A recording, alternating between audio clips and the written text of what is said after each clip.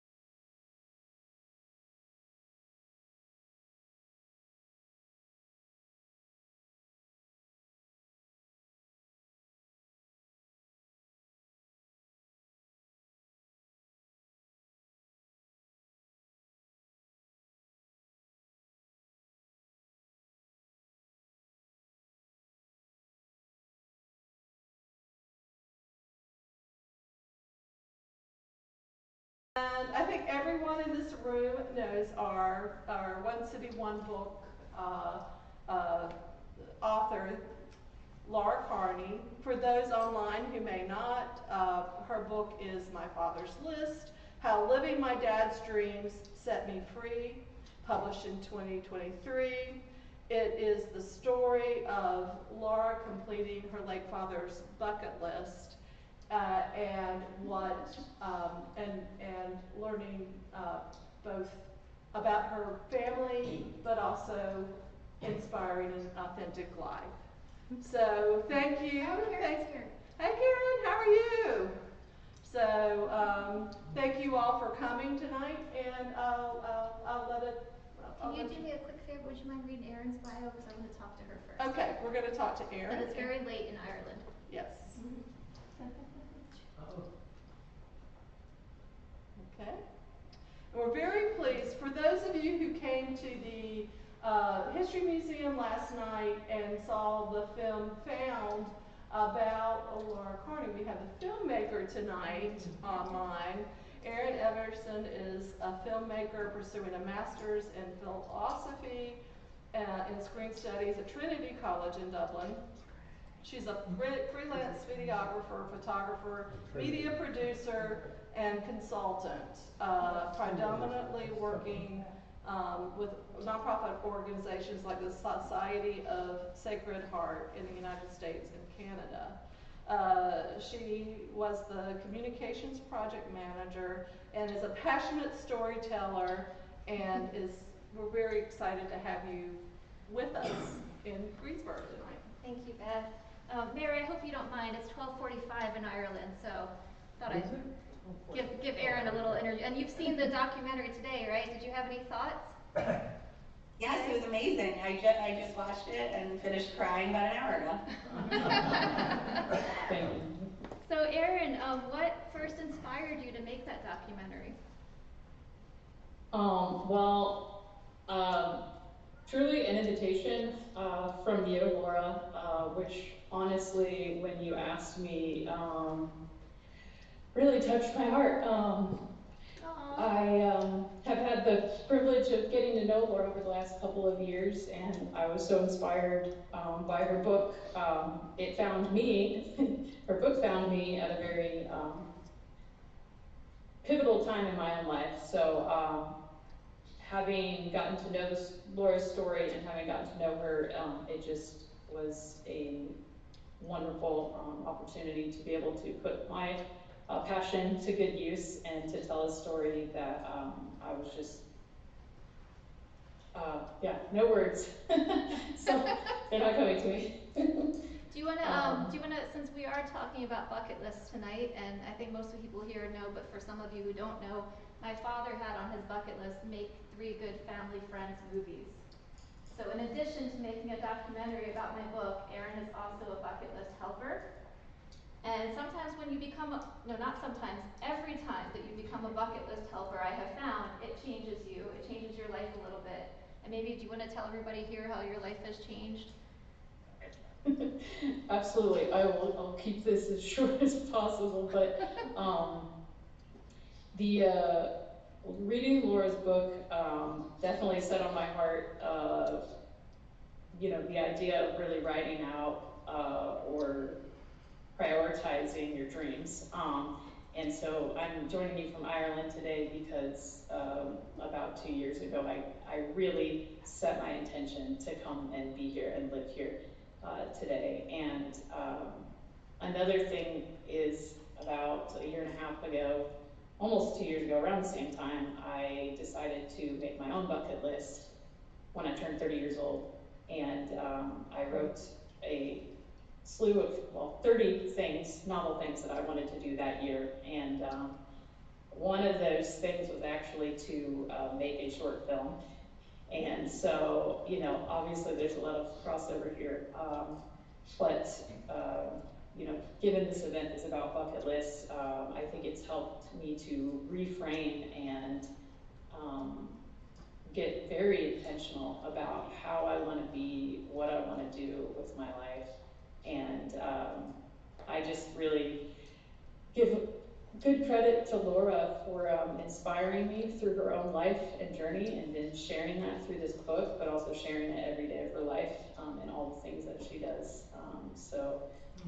I was always coming to Ireland. That seemed like it was inevitable, but I think I really count you among my close circle of helpers that have helped me get here as well. So. And it's honestly a way to pay it forward, Laura.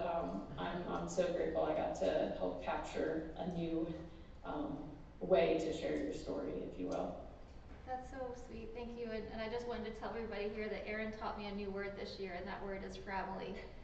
And everyone who's up on the screen is someone I consider to be part of my family, so thank you. Erin, it's okay if you have to go, but everyone, do you want to give Erin a round of applause for her film? Okay, don't go yet. Does anyone have a question for Erin about the documentary? Anybody? Yes. Well, I wanted to know, you said you had on your list to make a film. And does that mean you already knew film techniques, or you learned film techniques to make the film? I have already known how, the technical aspect of editing and producing films is something I've done since I was a kid. So while I've made a lot of different sorts of films, when I wrote that one out, it was, make a new film, and I had no idea what it was going to be. But I knew it would be a documentary sort of film. So, yeah, this was the one. Anybody else? No, Stephen? You're all tapped out? Can't think of any questions. Okay. It's okay. All right. But I loved it. Oh, Jim. Jim has a question. I don't have a question. I just wanted to congratulate you on the short film that you made. And I viewed it last night, and it was absolutely spectacular. You captured the essence of the bucket list in short synapses that were so close to being perfect. And I was just amazed at what you were able to do in a short period of time, capturing the essence of the book. Thank you. Thank you so I much. don't think you've That ever means met. a lot. Jim is my stepdad. I don't think you've ever met. Hi, Jim. It's good to meet you, and thank you so much.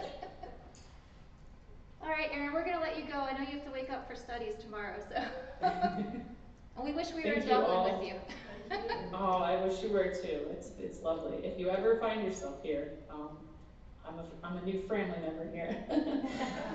So, all right, you all have a great evening, and thank you for having me. All right, bye. Cheers.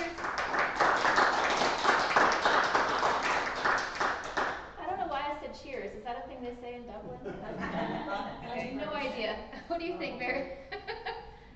Slante or something? Oh, that's what I was thinking. Sláinte. Yeah, slante. How do you say it? Sláinte. Sláinte. Oh, if only I could have. If only I could travel back in time. So Mary, we'd love for you to go next, and Darcy, we want to talk to you in a few minutes.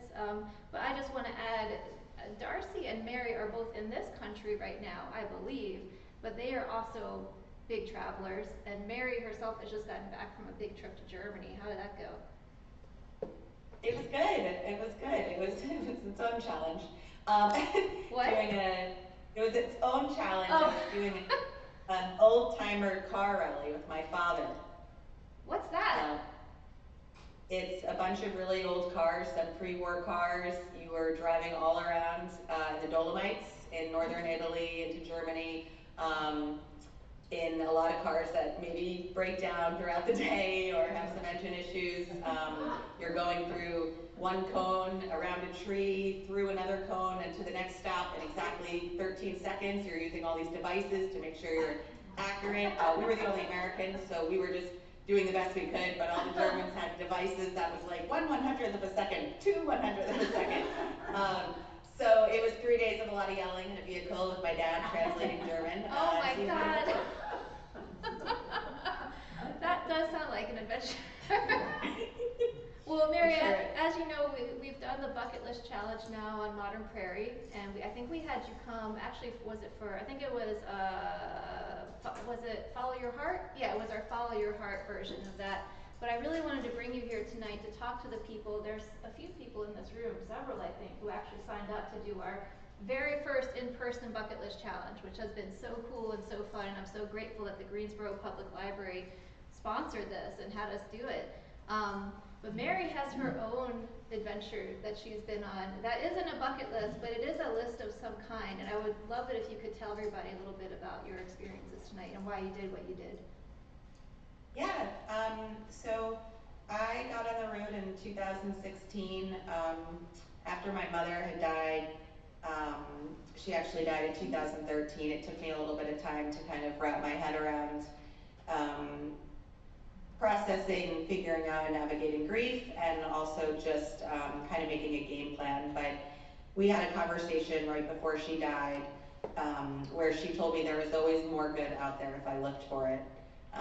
It was on a day of a tragedy, simultaneously an act of kindness happened, and she kind of really encouraged me to focus on that act of kindness, and that if we look, and sometimes we have to look really hard, we will always notice that there is more good than bad out there.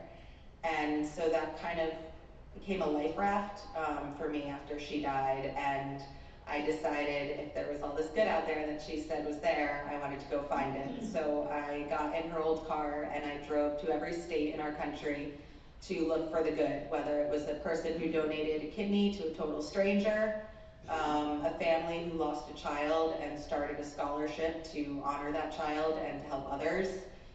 Maybe it was just someone at a diner that paid for another family and left before they could notice. All of the good that's happening in the United States that we are not hearing about, and it's not making the news. I was simply trying to give it the microphone. So I spent 3 years and 31 days doing that. I stayed in strangers' homes so that I would financially, emotionally be able to handle the journey. It was really helpful to kind of know what area you were in. It was also really helpful when they gave you dinner and a bed. And so, part of it. I connected to local newspapers and radio stations to get the word out. If they knew anyone in their community that does something good or is connected to some type of organization that kind of came from maybe a tragedy or just in general does positive things in the area, maybe they could connect me. What I noticed the most in 80% of the homes I stayed in was that a lot of the time I was actually going out, kind of boots on the ground, looking for my stories, getting home and telling the people I was staying with about them. They didn't know about an organization 2 doors down from them that does this, or they didn't know that this family does this. And so it was a real testament to, I think, why in our country so often we think there's so much bad out there and everyone is terrible and this and that. It's really just, we have like these horse blinders on, whether we realize or not, that we are going to work, we're doing our job, we're getting home, maybe we watch some news, we go to bed.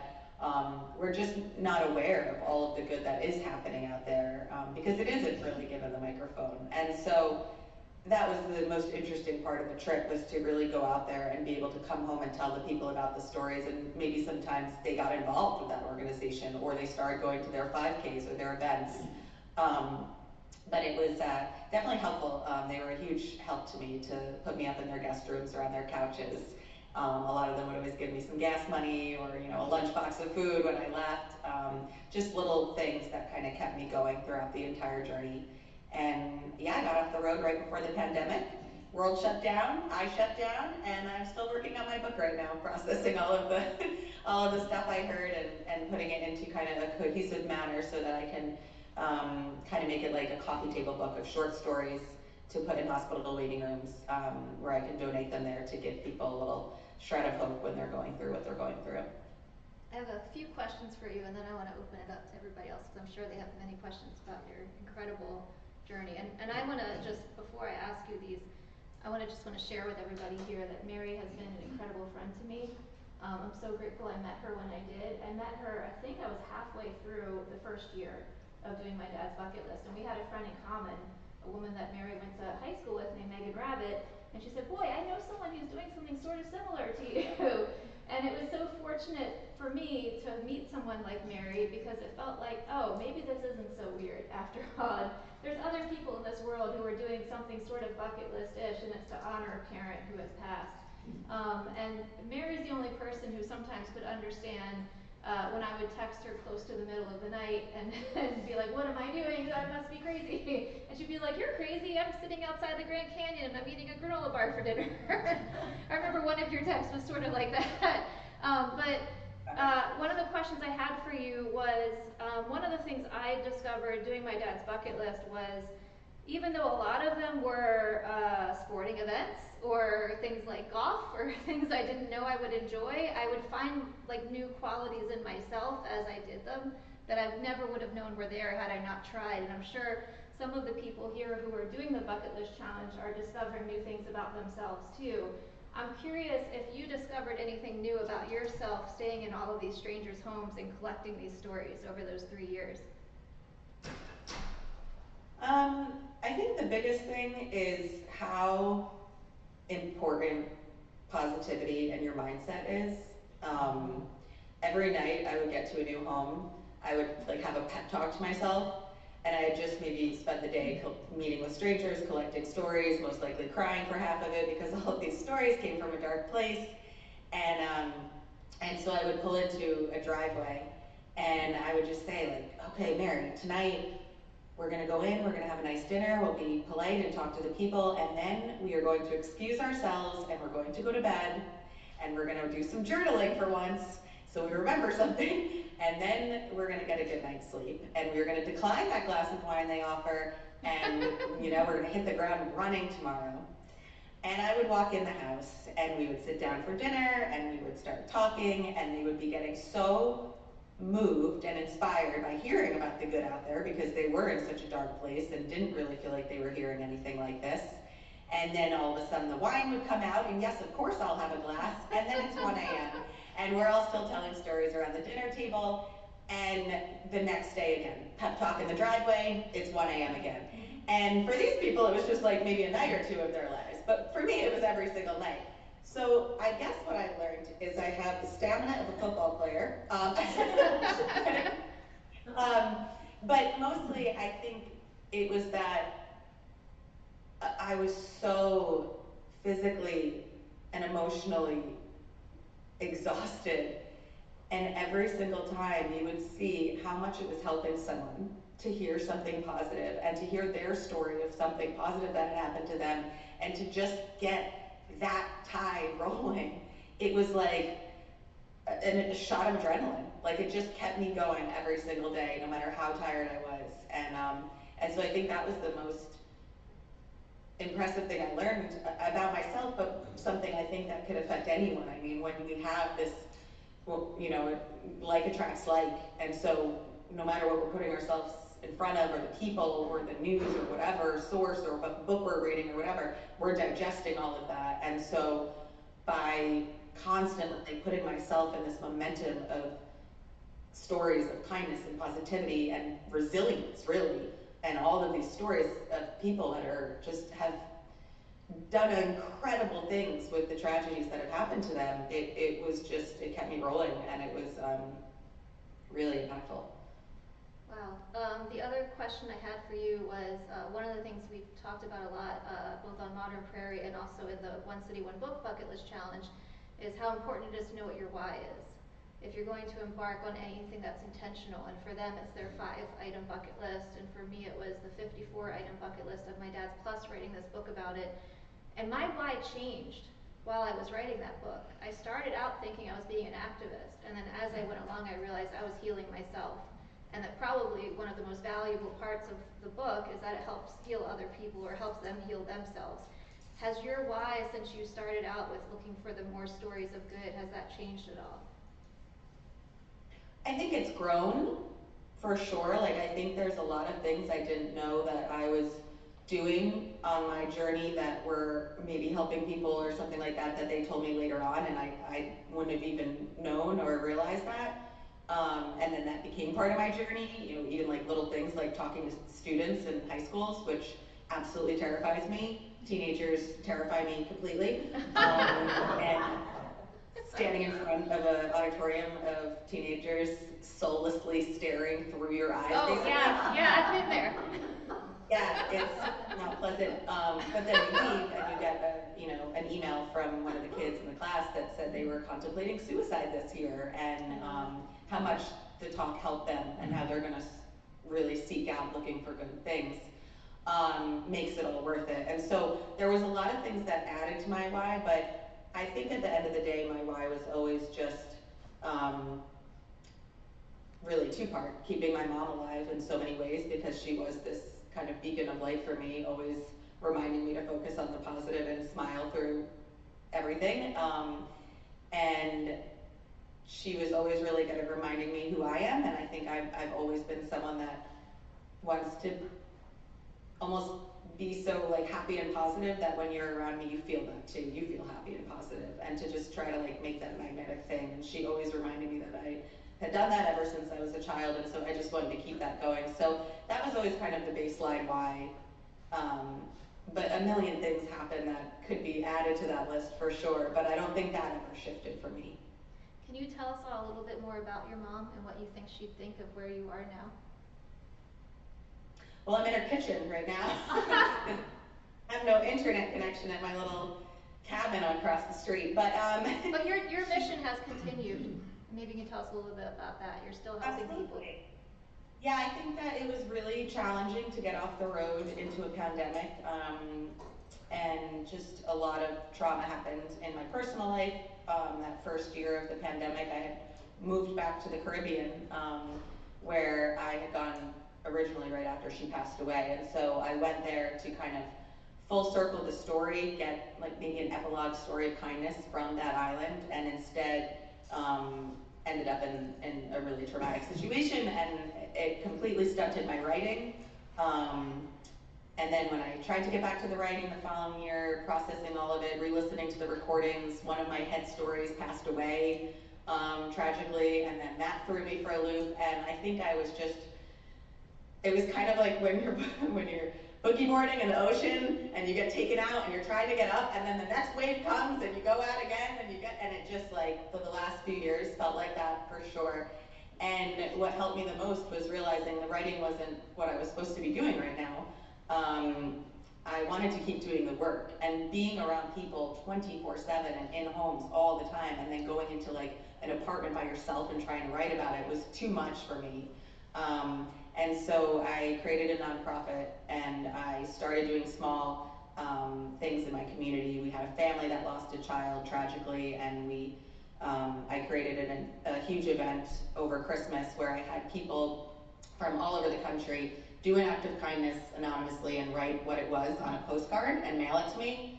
And then I hung hundreds of postcards all over a local restaurant with snowflakes, and we had like a little local artist auction and stuff, and we ended up raising almost $19,000 to be able to donate to this family who had started a scholarship in honor of their son.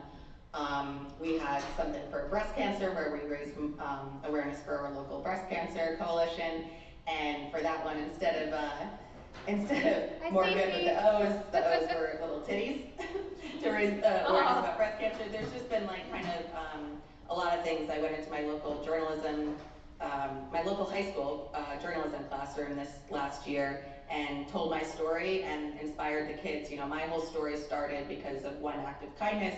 Where do you think the need is in our community? And if you were given $100, what would you do with it?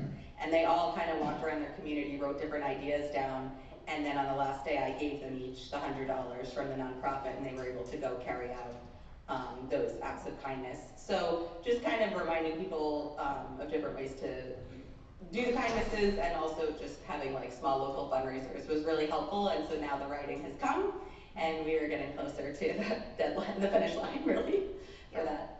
Yeah, I want to be part of that in some way, if I can. What would your mom say about what you're doing now, do you think? I mean, I think that like her first initial thought, of course, would be like, what are you doing? Like, I just said there's some kindness out there. Go look in, Orient in your neighborhood. Like, don't be getting in a car and staying with strangers. This is crazy. So I think it stressed her out. I know it stressed my dad out. But I think at the end of the day, she would have been proud, and I think that she knows. I found a card from her actually the day I quit my 9-to-5 at a law firm in New York and left for the Caribbean, and then eventually this road trip. And I had a panic attack at work that day. I was going through my bookcase with stuff, and I was taking everything down in the middle of the panic attack, and a card fell out that I had like pushed in between my books, and it had been a card from her a few months prior, and it had a little mouse, and the mouse had a helmet, and he was going into the cheese trap. And when you opened it up, it was a letter from her that said, "You've always been my biggest risk taker." And just some note about being proud of me in that moment where I was like, what have I done? I just bought a one-way ticket to the Caribbean and left my job and my life, and I'm an idiot. And to find that in that moment, I like to imagine that would be what she said. You crazy risk taker, but you go out there and do it. I think she's very proud of you, Mary. I want to acknowledge that my co-partner, teacher, cohort leader, Stacey Lauren is here. Do you want to say hi, Stacey? Hi everyone, good to see you. So excited to be here. Stacey, how are we doing? What do you think? Oh, doing great. Yeah, it's been amazing just to see everything happening, and I love getting to see like snippets of you in Greensboro, Laura. Like I feel like, and then Stephen also. So it's been so fun to be. I feel like we're like a part of this like rich experience that Greensboro offers. So it feels really special to like kind of have a piece of that.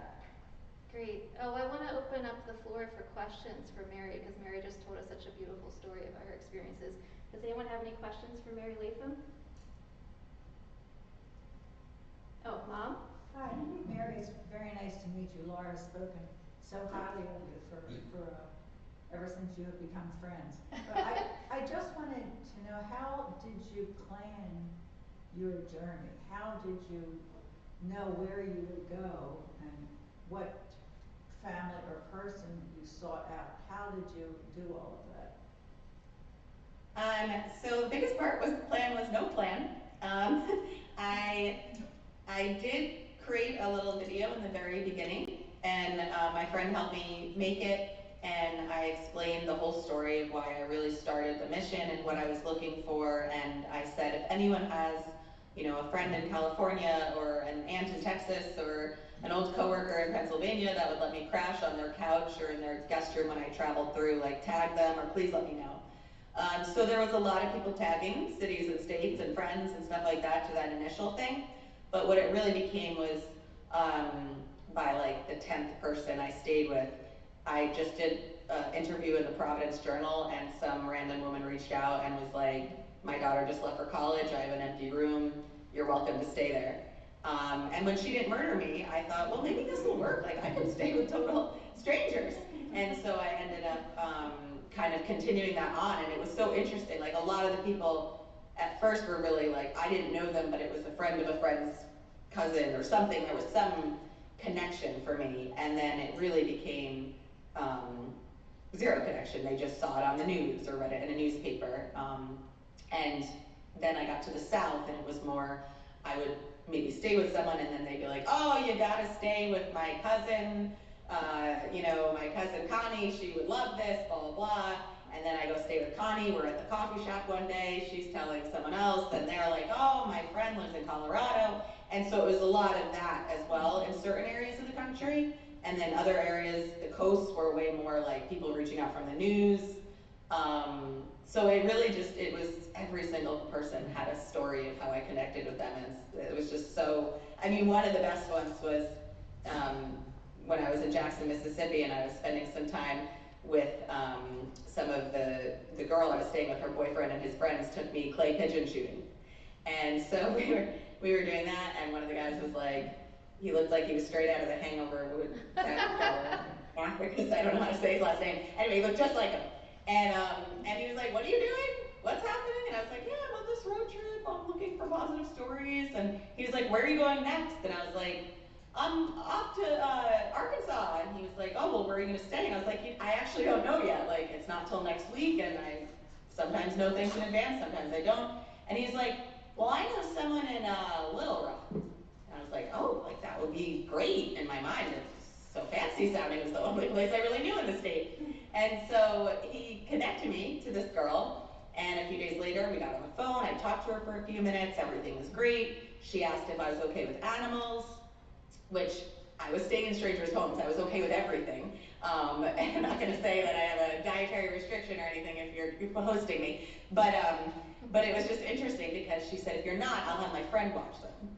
And all I could think was, here's this woman offering me to come into her home, and she would remove her animals for me. She doesn't even know me. Then she said she wasn't gonna be home when I was getting there around 6 o'clock, so she was gonna text me her lock code. So she didn't know me. I was gonna just get to her house and let myself in. And I just happened to ask her, do you know what time you'll be out? She said, well, I'm running this event for a nonprofit in our community. And I was like, well, can I help out in it? So I ended up going there and helping her with it.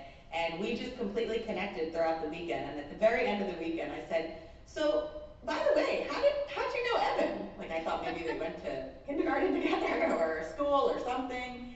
And she was like, oh yeah, no, I don't know him. And I was like, Sorry, what? And she's like, oh yeah, no, we both just swiped right on Tinder on each other, and we were gonna meet up, but then it didn't work out. He was traveling through town, and so that was it. And I was like, what? Like, basically, this guy gave me a recommendation of a woman he liked her boobs. I was like, okay, but we've stayed really close ever since, and she was a wonderful host. But yeah, I always like to say I found one of my hosts on Tinder. But yeah, so it was such a range, and it was just.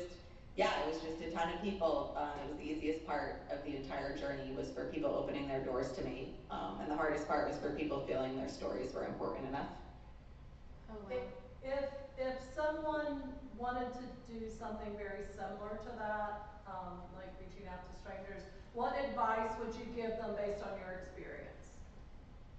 That's a good question, Deb. Maybe plan better. No, that's a really good question.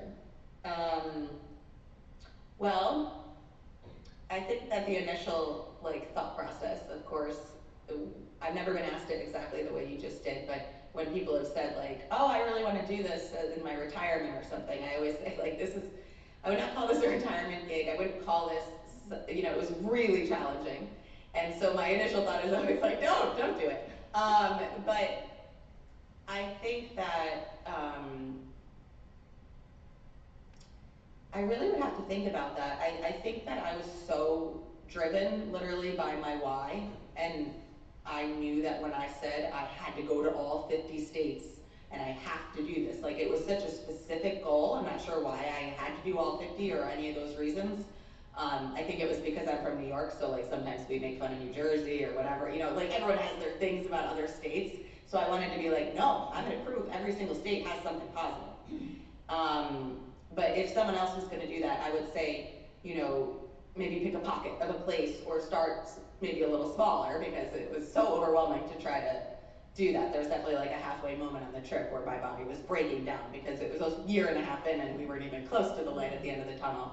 But I think starting in smaller ways so that you're able to really sit down and process more and do some journaling or take a little bit of a break in between to do that. That was always one of my biggest regrets, but I always knew that if I stopped, I might stop. So I had to keep my momentum going, but I do wish in retrospect, I could have given myself a little bit more time to write some of the things as I was traveling. But hindsight. Oh, Amy, you have a question. We've got a question. We've got a question. Does that mean it's online? Yeah. Okay, we have an online question for you. Where was your favorite place that you traveled to? It's my favorite question. So I usually never answer this question because I felt like everywhere I was staying was these amazing people, and it was almost like a biased look at the state because you were staying with someone really nice and you were finding some good stories about the area. I wasn't really seeing anything specific to each state. So someone actually said one time, they're like, yeah, it's not like you're seeing landmarks or trying the fried ravioli in St. Louis or anything. You're really only meeting the people. She was like, you're kind of like a tourist of humanity. So I always really loved that phrase. But then what happened was I got to Alaska. And I have to say that state is not only extremely beautiful, but it's also, the people are so aware. Like I said in the beginning, I would stay with people to try to connect to communities, and it didn't always work. But there, I got off of the airplane and went to a grocery store within the first few hours, and a woman came over to me. I always had a shirt on that said "More Good," and she was like, "Oh my gosh, you're finally here! I saw in the paper 6 months ago that this was going to be your last date," and she was following along, and I was like a little no one. Like, it was just so crazy. She knew about it because it had been posted in their newspaper. And then the first story I collected, I heard the whole story. I got home to my people that night. I was like, "So have you ever heard of this organization?" They're like, "Oh yeah, we run their 5K every year." It was like everyone knew. They listened to the radios. They were looking at their newspapers. They knew their neighbors. They knew when Fred wasn't out on his porch the last 6 hours. He might have fallen down. We got to go check on him. It was so beautiful. And so everyone was so intentional. And every place has their people. There's great people and there's terrible people everywhere. I can't speak for the entire state, but it was where I felt the deepest kindness. I need to introduce you. Stacey and I befriended a journalist from Alaska named Amy Bouchatz, and she has a podcast called Humans Outside, and she actually now runs an entire newspaper in Alaska. So I need to introduce you to her. She's awesome. Any more questions for Mary? Chelsea. Yeah, you mentioned. Can you hear? Can you hear me? I can come up a Yes. little closer. You mentioned that one of your plans or visions for the book, once it's finished, is to put it in hospital waiting rooms. I think that's an incredible idea because hospital waiting rooms can be so bleak. And I just wondered what gave you that idea? Was there anything in particular? Did someone suggest that? So my mom was sick a lot of my life, and I was in a lot of hospital waiting rooms. So that was really the biggest reason. And when she eventually passed, she had had a procedure done that was unsuccessful. And my whole family kind of assembled in the waiting room at Sloan Kettering in New York, and we were there about a week. And you know, the doctor just said it could be hours, it could be days. So we were there a few days, and during that period of time, having, you know, my mom's mom, her brother, her sister, my immediate family sleeping in the waiting room, basically, all of us being there, I noticed how there was a man alone in the corner and another couple in the other corner whose 30-year-old daughter was dying, and they were divorced, and they were in a huge fight because she wanted to see her ex-boyfriend, and one of them was saying yes and one was saying no, and they were fighting. And I just thought, in this moment, when you're with the one person who's going to understand what you're going through the most, and yet you feel so alone, it was just such a heartbreaking place to be. And I felt so lucky to have so much family around me, and I just felt like if I could put something in this room for people who might not have that or might just need some encouragement. Even with all my family, you feel horribly hopeless in that moment, and so that was kind of the impetus to put it in the waiting rooms. But I'd really love to make it like Tom's shoes, where if you buy a pair of shoes, it donates a pair, where I can also sell my book. So if you wanted to give it to a friend for Christmas or their birthday or something like that, you could do that, and then it would donate one, and you could pick what state and what hospital it went to, because you might have a personal connection there, and you could say, you know, this book is here because of whomever, and it kind of becomes everybody's book. I think, Mary, I think you and Stacey should talk about that, because that aligns very much with something she's working on right now. Don't you think, Stacey? I love that, because I'm sitting here writing it down so I remember it. Like I literally was doing that. Yeah, I would love that, because when I talk to people, they're always like, publishers aren't going to do that, like that idea. They're going to want to make money and this and that and all this stuff. And I've just had such a roller coaster of a ride figuring out that part, which has ruined a lot of the fun for me, because I'm like, how is it so difficult to get this book in the world if it's we need it so desperately right now. It's not even, it's like so far beyond me, and just like, I would love people to have something positive to read. And then when I say that idea, people are like, oh, no one's gonna help you with that idea. So I would love to talk to you. What do you think, Stacey? Oh yeah, no, I have a lot of things, yeah, we could definitely talk about, but specifically it'd be fun to create a challenge around your book. Yeah. I think so, yeah. I know one of the things that was birthed from this was, it was really fun, I think we talked about it on the Zoom the other day, but Laura's husband, Stephen, was doing the bucket list for Greensboro, and it was so cool. Like, I'm like, literally like, just like obsessed looking at his stairs. Like, I was so excited just seeing like what he was, you know, doing, and it just gave this big vision of like, oh my gosh, wouldn't that be so cool, you know, to now bring this into other cities when someone's coming into a city, and then people are living there, are like supporting the visitors, and it could be this really great way for them to do the bucket list together. And I'm imagining there could be something, maybe they do the bucket list first, and then they do yours second. Anyway, there's lots of stuff that's and then also, Stacey, the other day you were telling me about your new idea you've been working on about half and half. Like a person can collaborate with a corporation, and maybe half of the profits go to the charity. Yeah. So it's a new thing I'm working on. It's called the $1 Billion Impact Marketplace, and basically somebody is selling their product or service or something from their business, and then specifically I'm doing that with the challenges, but it could be any personal development, professional development program, and then I sell it like an auctioneer, and then half the money goes to the person that owns the business, and then the other half goes to the charity, but they're going into the actual corporation. It's really, really exciting. Yeah. We need to get you two together. I think you need to brainstorm. Mary, thank you so much for being here with us. I really appreciate it. Everyone give Mary a hand. What's up, Stephen? Kathy has a question. Oh, sorry. One more question. Mary, have you ever written a book before? Are you a writer, writing skills already? So you're ready to jump in this book, or is this the first book you've ever tried? Oh, this is definitely my first book. I am a wedding photographer who has always written this about the stories of the people, just because I figured, is everyone sick of seeing two people kissing on top of a mountain yet, or is it just me? So I like to hear the story of how they got to that mountain, and you know, really a little bit about their lives. And so I would write about the people I photographed and tell their stories. So, but it was like very mild, and I just really enjoyed it and sharing those stories. But I've never, no, I've definitely never written a book. So this has been new for me. Wow, thank you. I mean, this is my first time too, so. All right, Mary, do you want to stick around or do you have to go? I'll stick around for a few minutes. I'd love to hear from Darcy. Oh, that's right, you guys haven't met yet. Okay, you know what, Stacey, since you're here now, I want you to take the floor and let me take a break. No, I'm just kidding. Why don't you introduce Darcy, since you met Darcy before I did?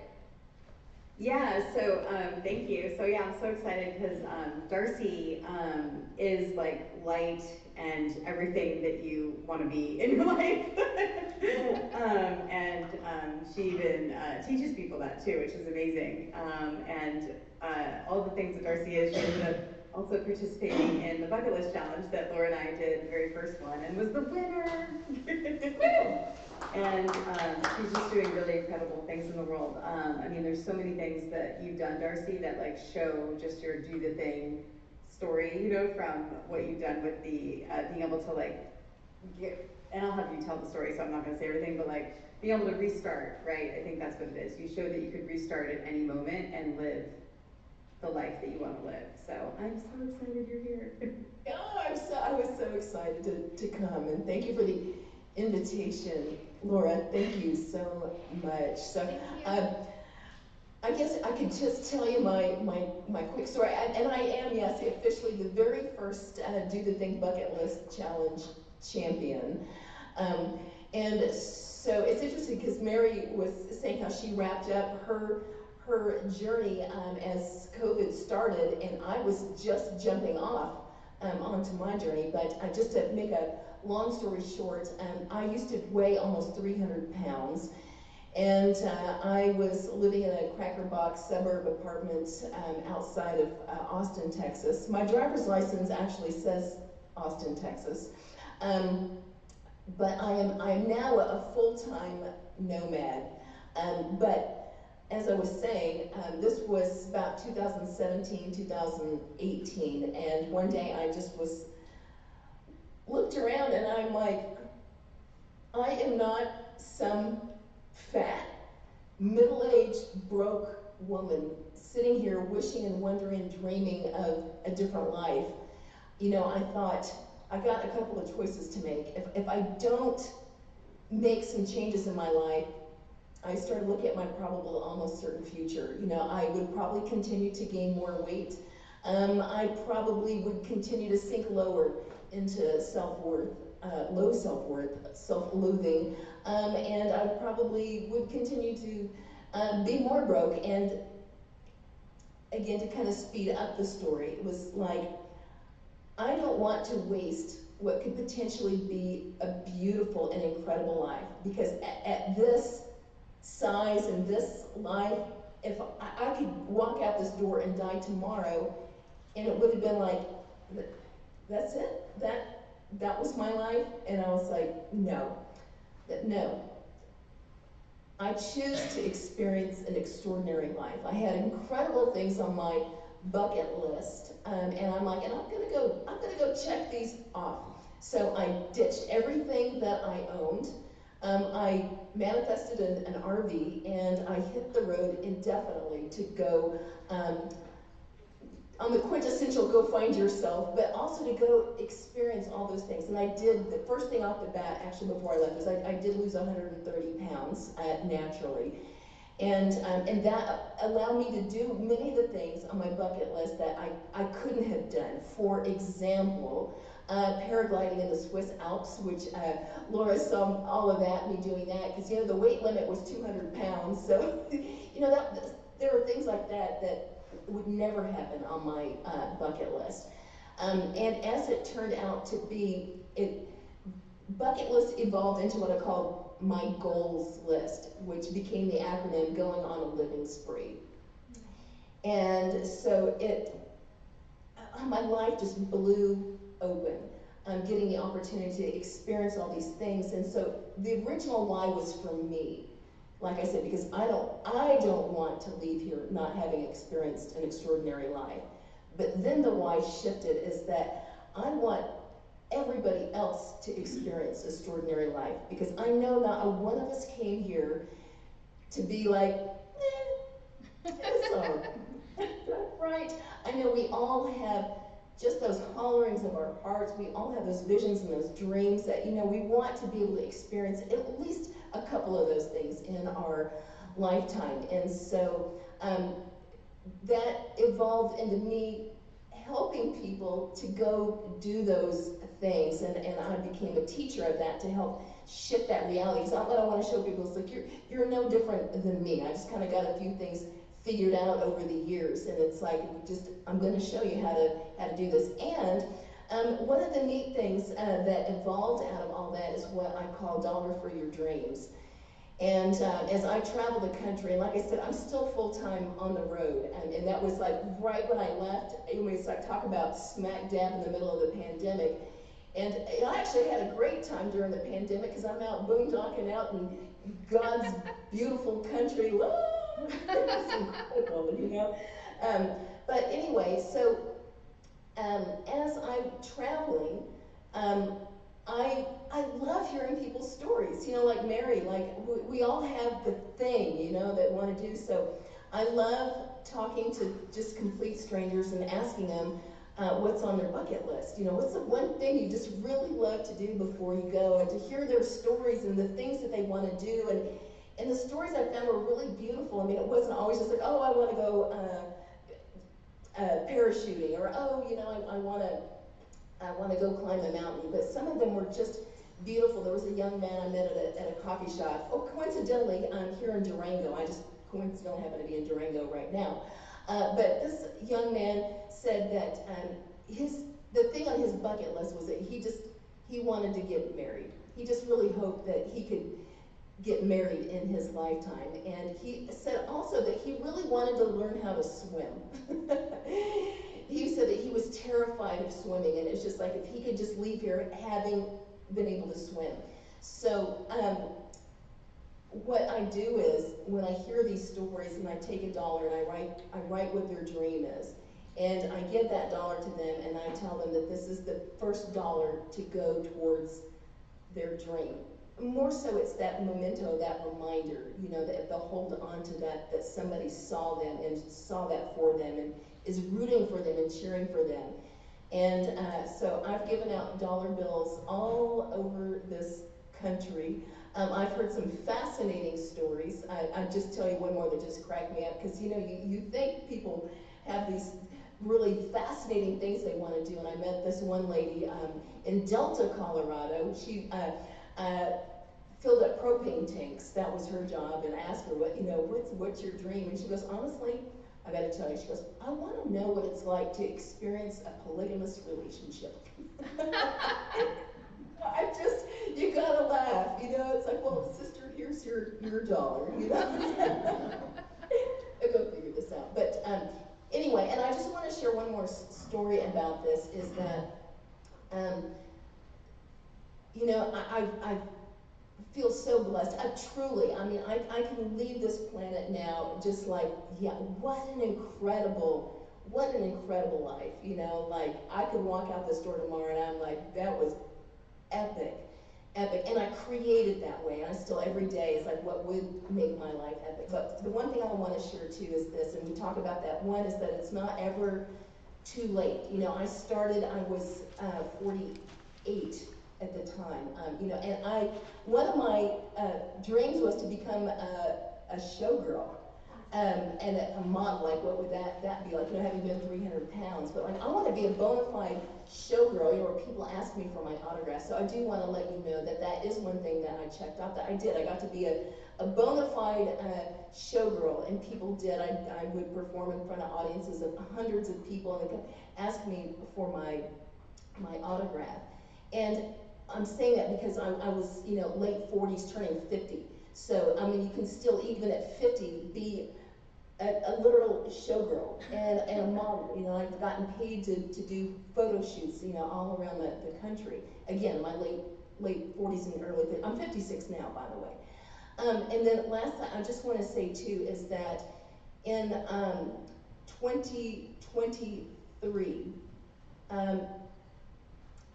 my husband, I was married, by the way. My husband and I, even though I went off on my journey, even though we completed our marriage, we still loved each other very much, and that's a whole other story for another time.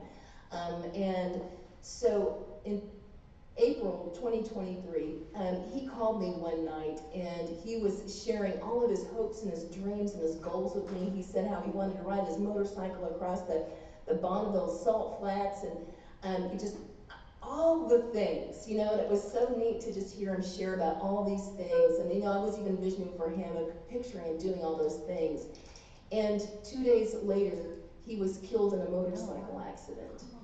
And it shifted my why again. You know, I mean, we hear that all the time, but like, you know, don't wait till it's too late, you know, but it really hit me as like, we don't know when it is our time to leave here. You know, tomorrow is never promised. And I'm like, by golly, I'm gonna cram it in here every single day. What do I want to create? What do I want to experience every day? And so I will say that there is still a few things on my bucket list. And one of those is in honor of Jeff, that I would like to ride a motorcycle across the Bonneville Salt Flats. So holding that vision. So anyway, that is my story, and like I said, I'm proud to be the very first ever Do the Thing Bucket List Challenge. We have a round of applause for Darcy.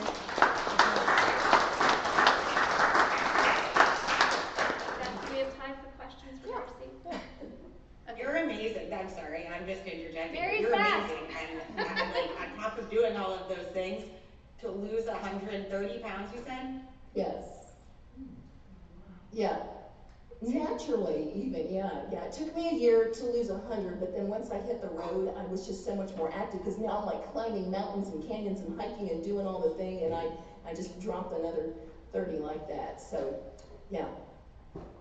Stacey, do you have a question for Darcy before we open it up to everybody? I'm just curious, like, what are you most excited about now? Ooh, wow, Stacey.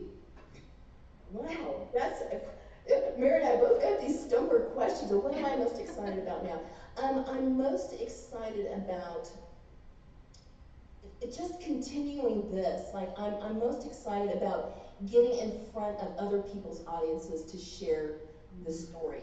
Because, by God, I love helping people, especially in the work that I do. So for new people to come into my world, it requires me to get in front of other people's audiences, other, you know, podcast summits, you know, things even like this, so that you know me and know how to find me in the work that I do. And so that's what excites me the most right now. And I'm also excited about just continuing to help people acquire things that they want. Mary actually reminded me of that, because we all, it's like the 6 degrees of separation. Like, we all know somebody that knows somebody that knows somebody that's something. So what I'm excited about is creating more opportunities for that in groups, to hear like what is it that you need. For example, I really want to materialize another RV, because I had to sell mine because it was not roadworthy anymore. So I'm trying to, in a creative way of acquirement, is how I'm calling it, a new RV. So like I said, by me sharing and other people hearing, for example, and you sharing and other people hearing, you know, somebody knows somebody who knows somebody, you know, that's like, oh my God, my cousin's Aunt Sally, oh, Connie, that knew Mary, there, you know, has this RV that she inherited from her parents and she doesn't want to mess with it. Please take it off her hands. Okay, so I'm excited about creating more opportunities like that. Darcy, you're, I would consider an expert manifester. Can you, I know that's what you teach, and you have a whole lot of workshops that anyone here could sign up for and come, and you just did one in Raleigh just this past weekend. Can you give everyone here just some quick and dirty tips for manifesting or visualizing like you do? Yeah, so, and some of you guys may already know this, but truly it is the feeling state, right? And we say that it's the stuff that we want. You know, we think that it's the car, we think that it's the house, you know, we think that it's the traveling, but truly it's the feeling that those things bring us. And the language of the universe is truly frequency, a feeling. So for example, you know, this feeling of like people like, oh, I really want to travel in an RV and I want to go all over the country. I want to have that time freedom. But then you ask, okay, but if I had that time freedom, how would it make me feel? You know, all burdens lifted. Yeah, just getting to do what I want. It's just peace, easy. I don't have to worry about it. I don't have to set the alarm clock. And how does it feel? And so we're just literally basking in the feeling. And even for me, it doesn't even have to be so specific. You might hear others teach, like to be really specific in what you want, the color and the texture and all of that. However, it may be let the universe, let source, let great spirits surprise you, because it could be so much greater than you could even imagine for yourself. You know, that you think that you want this trip to Europe to be able to go paragliding, but it's, what is that going to do? It's just that exhilaration, like, wow, like, what would that be like? And then whoosh, something lands in that's far greater and what a more experiential experience than you could have ever imagined. But and the other thing, I think the biggest thing of that is that sometimes we run what I call like a counter feeling state. And we say like, God, I really want the love of my life. But if we're running this, oh, I could never have that, I could never have that, I could never have that, it will override that. But then that's like, okay, well, how do I quiet that down? But just knowing that you are worthy of all of it, you know, and it takes a while to get there. I'm not saying like that may take a little bit to get there, but just being aware what is the silent instructions that you're getting underneath that. You know, if you're really saying, not for me, not for me, can't ever happen to me, can't ever happen to me, it just kind of cancels that out. So that would be a whole other hour lesson for me to share, but those are really the two biggies. So just let that awareness come up of like, you know, how are you accidentally chopping off bliss, freedom, yeah. That's So such great that's what I advice. got. Thank you, Darcy. Does anyone have any questions for Darcy? Go ahead. So your work is going around, you're giving dollars to people that tell you their dream, and Well, oh, I'm sorry, go ahead. and then you'll never see them again, or they report back to you, or, I mean, is this my understanding? Well, she runs manifesting workshops as well. She's a light worker. Do you want to talk about the light working you do? Yeah, so, well, what I do is, so I develop courses and classes to help people, well, learn how to manifest, how to create the reality that it is that they most desire. So I typically work, it seems 99% of the people that show up in my world are women. And so it's just really creating those opportunities for you to learn how to just, pull that stuff in that you want into your life. Now, with the dollars for your dreams, that's just something fun that I do as I travel, because like I said, I do still travel full time. I've been on the road almost 7 years now, so as I go, I just for fun and hear people's stories. And have I ever heard back from anybody? I have not, because I haven't had that connection where somebody said, oh, you know, like, let's connect on Facebook or anything. It's kind of like that random act of kindness and just a little you know, angel pop in your lap and, you know, give you a little spark of light and love there and of encouragement, and then off I go. So I haven't heard back. But, you know, it's funny because I was like, I wonder if that little guy at the Durango coffee shop is still there, because now that I'm here, like, I could go check on him. Darcy, do you still have your workbook that you designed? Is that for sale anywhere on Amazon? Yes, I have it's called Manifesting Your Dreams Journal. I have a free version of that you can download, and then I also have that for purchase. And I don't actually, I just switched everything up so where I have it to purchase it and to download, I didn't have that ready for us. I would have otherwise had it ready, but you can, my email, just darcybolden@gmail.com. It's an easy one to remember, darcybolden@gmail.com. Or you can find me, if you do the Facebook there, you can find me. I think I'm the only Darcy Bolden on the planet. And the only one with pink hair, probably. Yeah, the pink hair girl, the girl with the pink hair, that's right. So yeah, you just send me a message and then I'll show you how to get there. I'll give you the free download of the Manifesting Your Dreams journal, and it's incredible. Yeah, and I do lots of little different challenges and things like that. So that's my story. Any more questions for Darcy? Did Karen have a question? Hey Karen, are you there? She was just commented. Oh, she was talking about her spirit. About your loving your spirit, Darcy. So yeah, we have someone here on the Zoom who's actually a student of Stacey and mine from Modern Prairie. Her name is Karen Dorsey Hirath, and she actually came to Greensboro 2 weeks ago and joined us and spoke in front of the audience in this very room that we're standing in. Karen, show your face. Are you there, Karen? Not sure if she's able to. She might not be able to show her face right now, but anyway, she's here, and she was just saying that she loves your spirit. Oh, there you are. Yay!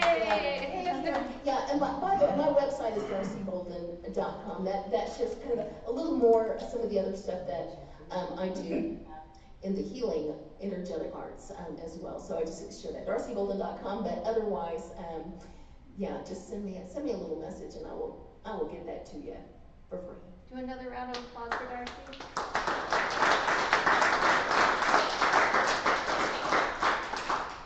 Hey Karen, since you're here, do you want to talk to your fellow bucket list challengers and maybe talk a little bit about your experience? Sure. Like Laura said, that I came out of Greensboro. I felt like that I needed to do this for myself because I needed to do something different for myself with all these challenges that I've experienced with Stacey Lauren and Laura Carney through Modern Prairie. And it's really kind of like everybody saying we have to figure out what we want to do in our life. I'm 60 years old and my life is not done yet. I'm going to keep going. And so what I really experienced in the last 14 days is, you know, I kind of find that there's more things that I didn't think about prior.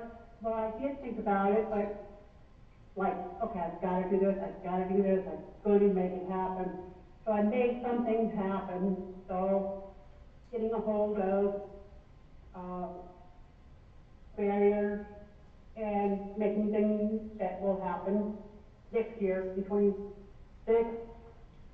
But this has been something that kind of like, I get broke on the back of just telling myself,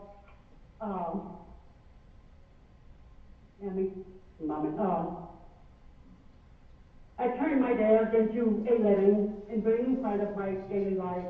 I'm mostly dreaming it, I'm working at doing it daily. I've already proven that the challenge isn't just a wish, it's a way of life. And that's where I kind of got in my mind, and I'm sure that it's going to that. Thank you. Thank you so much, Karen. And I've put you on the spot, I think, 3 times now, and you've shown up every single time. So thank you from the bottom of my heart. Yeah. Who here in the room is done our 2-week challenge? We've got a few, And you, yeah. and me. Yeah, you too. So, I'm doing it. And we're gonna leave the Facebook group up. It's Greensboro's One City, One Book Facebook, Bucket List Challenge. You can find it on the Greensboro Public Library website, and you can do the prompts that both Laura and Stacey have curated for Greensboro. But yeah, I'd like to hear if anyone's thoughts. What have you learned about yourself? What's been wonderful about the challenge? What have been some of the challenges about the dares or the challenge? Scotty, you wanna? To make you think, I've still got 3 or 4 days to do. Cause Yeah. Yeah. I'm 3 days behind, but it's okay. It's like Stacey and Laura have taught us. You can adapt to your schedule, and it's okay. You will finish it in the time that you're supposed to finish it. Are you wearing the earrings tonight, Scott? I am. Do you want to tell everybody about your Yeah, earrings? tell them about the earrings. I bought these earrings to honor my mom. I had a necklace and a ring, and she would always have complete sets. She wouldn't have just, and they were always dainty pieces. I'm not really a dainty person. I usually wear big, bulky things. So I got these earrings to honor her. And that was one of your bucket list items. It was one of the days, yeah. How about we call on Stephen Sigmund to contribute to the class? I love the support of it. I mean, I've seen you do this from the other room so many times, but because it's through Modern Prairie, I can't be part of it. And I was really blown away by just the support that's there, and like just having the opportunity to live intentionally is pretty great, and be supportive of it. Anybody else? Beth, what about you? What have you learned about yourself doing this? I think, really concentrating on the values, and it's helped give me some direction. It's given me some goals. One of them is karaoke that I've never done, and that will happen at some point. But it's also helped because I'm in a kind of a transition part of my life, really like think a little more intentionally about some things. I'm happy you said that because we started doing this on Stacey's Facebook page, and then we brought it over to Modern Prairie, the Melissa Gilbert app, and that app specializes in transitions. So it's all women over the age of 50, and a lot of them are facing a transitional time in their lives. And that's where we met Karen, and she's one of our star students, and decided to come join us. Did Mary go? Oh, sorry, bye Mary. So any other things anyone wants to say? And not just about the bucket list challenge, but you can talk about the entire residency if you'd like. This is our last event, which I can't believe. I'm gonna go take a nap. Okay, well, I when I turned 50, I said I only have 50 more years left, so if I really want to get anything done, I need to write it down, not just think, someday that would be nice. So I did make my list at 50, that was 25 years ago. And I've just been, every now and then, do that one, do this one. Mine aren't involving great public figures. They are the 50 states, and I did that driving. But what moved me more, because you let us say, why do you want to do each one on your list? Why? And your values might come into that. Your values and why, and also, is there anyone you would honor by doing that? That helped me expand my thinking a whole lot. And then when you ask what's the scariest and what is the, I guess what's the scariest? What would the bravest version of you do? Yeah. That was one of them too. Yeah. Well, on my list is to die for a really good cause. Oh wow. Be a martyr. If I have the opportunity. I'm not going to save my life anymore. I've had a great life. So I want to die for, if there's an opportunity. If not, I'll just dwindle away in the hospital like everybody else. But if I can, that does not scare me at all, because I'm not young anymore. What scares me, the brave thing that I have to do, is clean out my whole house so my children don't have to. I think that's the scariest thing. Thank you for sharing all of that. Does anyone else have anything else to contribute? What about you, Jennifer? You've been here since the beginning. What about Modern Prairie? Do you want to say anything about Modern Prairie? It's a good group, right? Yeah. Just go to modernprairie.com if anyone would like to join. Chelsea, you had your hand up? Yeah, I just wanted to say how incredibly inspirational you and all of you incredible women are. It is so cool to see you living out your dreams and encouraging others to do the same. And I definitely think it's changed my life, and I'm sure there's other lives that have been changed. So I just want to thank you, all of you, for being here and doing all this. It's incredible. Thank you. Yeah, well, let's have one more round of applause for everyone.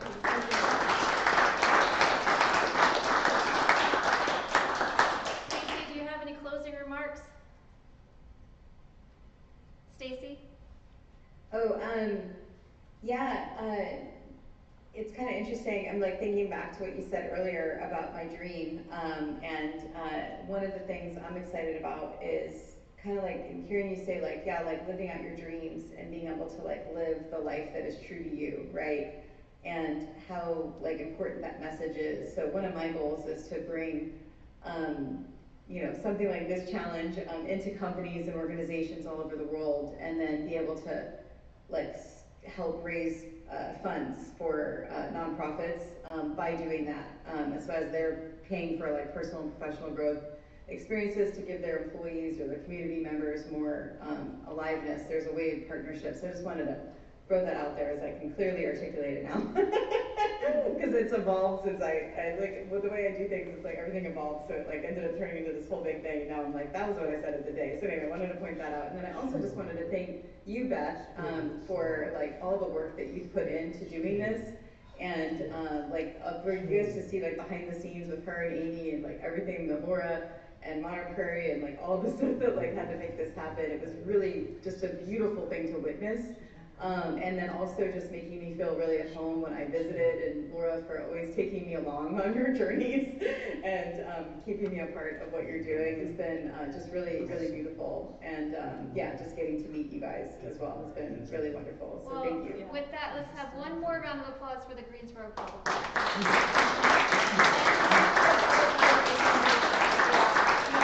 Yeah, the Library Foundation, and also I just want to sincerely thank like the whole team at the Greensboro Public Library, all the programmers, even like our people that are cleaning staff that do such a phenomenal job, and like help move real heavy chairs if I ask real nice, and our you know, wonderful, the whole staff here really has embraced One City, One Book, and you know, it's so excited about the residency. I think you've been to almost every branch, library branch, since she's. Yeah, I need to do a slideshow. Yes, a slideshow of all the library branches. And all of my green outfits too. And all of her green outfits. So, yeah, and I think what I've learned through through Laura's book and this, you know, the community read, the simple premise of everyone coming together to read the same book and discuss it and attend programming.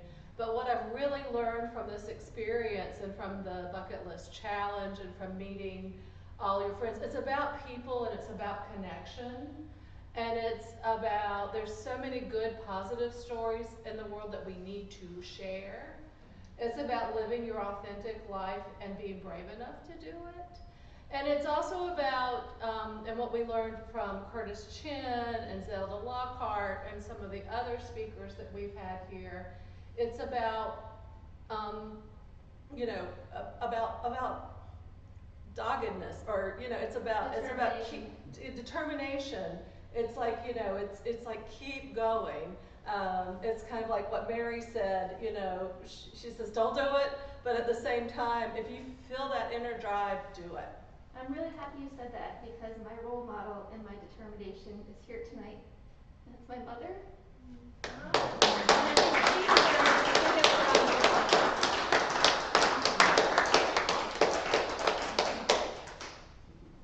She can do anything.